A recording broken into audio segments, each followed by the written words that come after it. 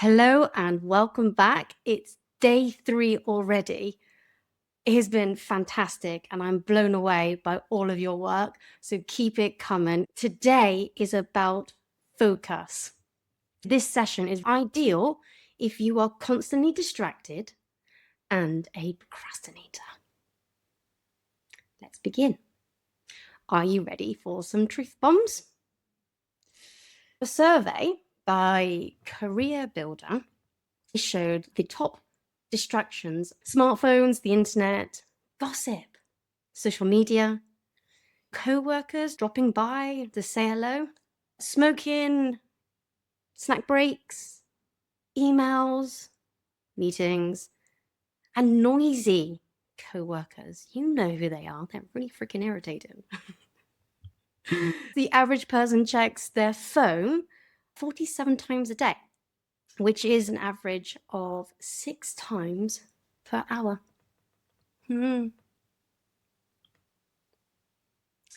Meetings today, they consume more work than hours, and it just seems to be getting worse, especially in the last 18 months. Most employees attend 62 meetings a month, but half of those are considered a waste of time.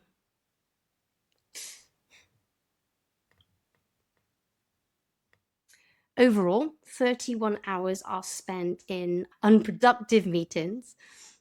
Overall, 31 hours are spent in an unproductive meeting over an average month, with 91% of employees guilty of daydreaming, while 39% have admitted to falling asleep. There you are. The percent was confusing me in the beginning. So yes, 39% have admitted to falling asleep. I don't think I've done that. I have, though, tried to do the yawn. Have you tried to do it where you're trying not to? And it looks like you're, about to just go for a poop or something. Yeah? No? No? Just me? Okay. All right. Let's just move on.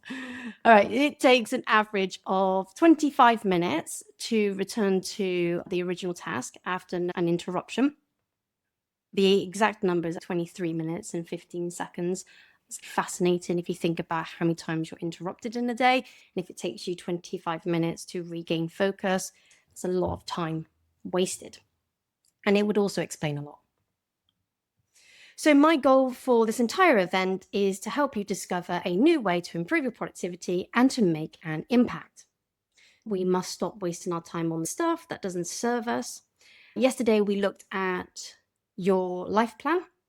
What do you want to achieve for your life? In this session, we are going to assess if your current behaviors match the life that you want. And if it doesn't, you will walk away knowing what behaviors need to be changed. Today is a beautiful place called awareness. Without awareness, you will just keep doing the same thing. All right. So today is really about awareness. To recap on productivity, what is productivity and how is it different to efficiency? Efficiency refers to the amount of effort and resources put into work, while productivity is about doing more in the time that you have. And it will require you to do less of the stuff that isn't necessary, being focused on the essentials and understanding how you can change your behaviors to get your tasks done. Productivity is proactive, efficiency is reactive. It's not that we need more time, but rather do the essentials. On day 2, we went for a drive with some co-drivers, and you learned how to get rid of them so that you can go full speed ahead. Knowing the direction of travel for your life, you no longer need to have co-drivers. Now, whilst this is a made productivity booster, we need to understand what's slowing us down on that journey to success. Today, you are going to get back into that car because we are now going for a drive. A nice little tour. Welcome to procrastination. This is the place of distractions. What is a distraction? Distraction is the process of diverting the attention of an individual or group from a desired area of focus and thereby blocking the reception of desired information. Distraction is caused by the lack of ability to pay attention, the lack of interest in that subject, the great intensity, novelty, attractiveness of something other than what you're trying to focus your attention on. Distractions come from both external sources and internal sources. Grab a pen and paper or go to the toolkit and you will find this document and you're going to start writing down or highlighting which areas you spend most of your time. You can either tick the box, as you can see in the image, circle it, it doesn't really matter. Just highlight the areas that you spend most of your time. What is most important in this section is that you need to be honest with yourself. There are no judgments. It's important to mention when we go through this procrastination, it's not to make you feel crap about yourself. That's not the goal. It's about awareness. Being aware will give you an insight into your behaviors and whether they are positive or holding you back. If you are aware, then you will have knowledge. And with this knowledge, you will know what you need to do. And you'll start to make the changes to improve yourself and be productive. Awareness is really, really key. So let's go for that drive. Okay, do you spend most of your time in social mediaville?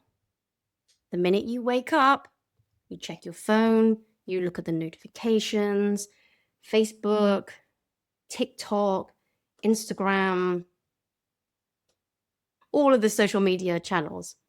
These distractions not only consume a lot of your time, but it also then dismisses you from the real world. And are you feeling that right now? It's important to know there's nothing inherently wrong with accessing social media. The important thing is how you use it. Are you using it with purpose and intention? And if you reflect upon that, then it's either going to be, okay, this is definitely a negative impact. If you're using it for a single purpose, like you're using it to grow your business, your personal development, or to keep up with the family, that's absolutely fine. There's a difference in how you go through social media. Endless scrolling to beat yourself up, negative. Using it to communicate with your loved ones, positive. It depends how you use it.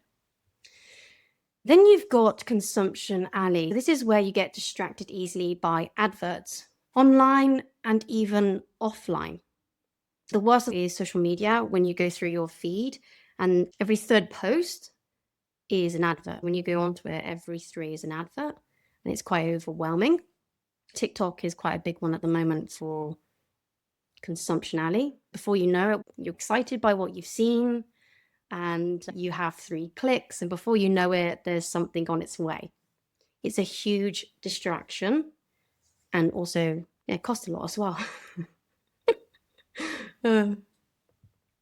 Next up is energy sucker land. So this is where people offload onto you their problems, their opinions. They abuse your kindness and they mistake it for a weakness. So they ask you to do things for you. That can be a boss who just offloads onto you, expects you to do it all. It could be a so-called friend. It could be a family member. They say things like, well, you're quicker at doing this than me, so you do it. They don't want to do it themselves or learn because you're quicker at it, you should do it. If this is you, you are the main reason for this constantly happening to you. It's you that enjoys to go to energy suckerland. But more on that in day 4. So I'll explain more about that then. Do you find yourself with people who just drain your energy? If so, tick that one. Okay, let's continue on our drive to ping-a-ping. Notification after notification. That's ping-a-ping. Do you wear a digital watch which delivers messages direct to your wrists? This is a huge distraction. Huge. Are you the person who's like, you're mid-flow of a conversation and then you get the ping and you look down at your watch and you're not really paying attention to the person? You're thinking of whatever the message is, and you're not really present with that person. We see you when that happens. There is a difference in your glare when you are fully engaged versus when you look at your watch. Yes, you may go like that, but you're not really paying attention anymore. What it translates as to the person in front of you is that you don't really care for their attention. It's not only distracting for you, but it breaks that bond with the person that you're speaking to. Remember that today isn't about feeling crap. It's about awareness. Do you spend your time in ping-a-ping? And just so you know, that's not just your watch. That's also your phone where you hear the ping and you go, ooh, or your emails. Next up is hesitant road. To hesitate means to start questioning your actions. Productivity is directly proportional to your decision-making abilities. So the faster you can make decisions, the higher your productivity. You may be hesitant because of fear. It could be because of confidence. It could be because of self-worth. There are a number of reasons, actually too many options, and your comfort level as well. These are the things that are slowing you down. You may be overthinking, you're not trusting your instincts. So that's what it means to be in hesitant road. And then you have meeting world. Quite simply, you attend meetings back to back. Snooze land. Do you hit snooze every 5 minutes when you wake up in the morning? You hope to gain energy out of it, but it never comes. Or what about give way? Do you put other people before you because you've been told to be a good person?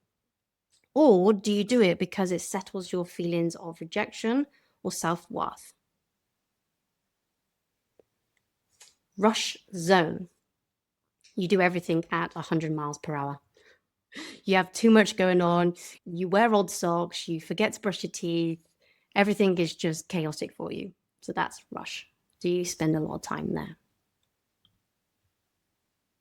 Perfection avenue. Okay, so this one is my biggest problem. I love to perfect everything and I have crazy high standards, which for me means that I struggle to stop. And that's a huge time waster. I know this is my biggest problem. The opposite could be true. You may never start something out of fear of not being able to complete that project to that crazy high standard. You might say that you are the all or nothing person. Yeah. And that's your way to deflect your perfectionism. I am all or nothing person. Temporary happiness zone. Do you feel lousy, lost, unfocused, often leading you to seek external validation through buying new things or sharing pictures on social media of the new things you've bought? Do you find that you are drawn to the reactions of other people and that provides you that temporary happiness? It's just a short-term fix. So are you spending time in temporary happiness zone? Next up is fear city. This is where you don't do the things you know you need to do out of fear. Fear of failure, fear of success, rejection, humiliation. To be honest, I think all of us could tick this one. We all do it. We just don't realize that's what we're doing. I was procrastinating about Facebook Lives. It took me a long time to do them. In fact, probably a year. I just hid it well from myself. Okay, so now you have been to all those distracting places and you've highlighted which procrastination place you spend most time. We now need to insert the productivity tool or tactic. In this section, you are going to choose the top 3 tasks that best suits your biggest problem. In the document that you see here, write what tool or tactic you are going to start using to overcome the distraction. This becomes your task. You need to send a copy of this to me over email to qualify. Now, before we begin, a lot of these suggestions are tech-based because we are online way too much. Tech is our biggest distractor. Okay, let's begin. Digital detox. You're only allowed your phone for 30 minutes per day. I'm going to send you a list of apps that will allow you to restrict your social media. If this digital detox is the one for you, check that out. There's some great apps out there that will reduce it. Earlier, I mentioned about touching your phone 6 times an hour. This is going to help you fix that problem. Okay, alternatively, you can delete your social media apps. Before you say, no, Tammy, I can't do that, just know that you can reinstall them. It's just a temporary measure. This is about experimenting. Whilst you're doing this, you delete your social media apps, reflect on how you feel. Once you see the difference, you will know what you need to do, and it will make it easier for you to remove those apps either forever or use a restricting app, of which means you can only use them at certain times of the day. It really depends on your situation as well. So you choose if that's right for you. This one's about identifying what apps you're using most. It might not be social media that's your problem. So those feeling dissatisfied and they go to the temporary happiness zone, you might find that you're on asos.com most of the time. You can download an app called Moment. It's on iOS and Android. Check that out and see where you're spending your time. Put a rubber band around your phone. This is a simple trick, and what it will do, it'll interrupt the pattern. When you pick up the phone, there's an obstacle in your way to use your phone, and it will get you thinking about, oh, do I need to be picking this up? So you're going to reduce down that pattern. Give your phone a bedtime. Okay, so maybe you go to bed like 10. I would always recommend an hour before bed is when your phone has its own bedtime. For me, I like to be in bed at 10. So 9 p.m. would be my phone's bedtime. Instead of putting it next to your bed where it's in arm's reach, put it somewhere difficult, because the harder it is to reach, the less likely you are to touch it. There's also a really cool feature. I know they do on Samsung. I'm not sure on iOS. And you can turn on Do Not Disturb. That stops messages, emails, whatever, coming through. So you don't get those pings anymore when you're going to sleep. However, you may need an emergency call. That was always my concern. I then found out you can set certain people to call you in an emergency. So it breaks through the Do Not Disturb. Okay, next one, get a real alarm clock. Stop using your phone. If you have your phone, you're more inclined to pick it up and play with it. You want to start your day with focus and intention. So what am I going to achieve today? And then your evenings are about reflection. What went well today? How can I improve tomorrow? If your phone's in your hand, you're going to come out of that Zen mode and go straight into scrolling. If you are the person who spends a lot of time in snooze land, then a great trick for you is put your alarm clock somewhere far away so you have to get out of bed, walk to it. Once you're up, you're up. It's harder to get back into bed. Turn off distractions. Turn off all notifications. Go to settings, go to your apps, turn off all the notifications. You don't need them to control your day. Consider checking your emails at certain times of the day as well. That will help you be focused. You can also put your phone on silent as well. So, like phone calls, difficult to turn off. So, well, you could put it in flight mode, but you can also put it on silent like I have now. so no one can interrupt me whilst I'm doing this. Set and track your time. So set time slots for individual tasks. Make them substantial and less elusive. When you sit down at your desk, you know what you need to do, especially if they're recurring ones. So you put them into your diary to occur at that time of day. Close the door. If you can't do it figuratively. Just tell everyone that you're busy between this certain time frame, or you can symbolize in some way. So maybe on the back of your chair, you could have a sign. I put my headphones in when I don't want to be distracted. And I do that when I go out and about. Sometimes I just don't want to speak to people. So my headphones go in. I'm not listening to anything. It's just my sign to say to people, don't speak to me. I'm focused. Okay, next one is intentional meetings. As I said earlier, we waste a ton of time in meetings. Half of them are just not productive. So before you go to meetings, ask the agenda, who is the leader? If you haven't got a leader in the meeting, don't go to it. They don't end well. Find out what you need to provide. You can ask what value you add to the meeting. But a better question, ask what happens if you don't attend. What is the impact? Get the facts before you attend. Be very intentional about the meetings that you go to. It will accelerate your time, and it will also teach other people to respect your time. Okay? Work in blocks of time. Time blocking is something I love to do. If you've got a really big to-do list, this is ideal. I do 45 minutes and 15. Some people do 50 and 10. Choose which works for you. Depends on the type of work you've got. I break down a particular task, and that's all I do in that 45. I then do 15 minutes of something completely different. Maybe it's walk away from the screen, a creative activity, or home admin. Mix it up. The variety is wonderful. Do that twice, and then have an actual 15-minute break so that you can just recharge yourself.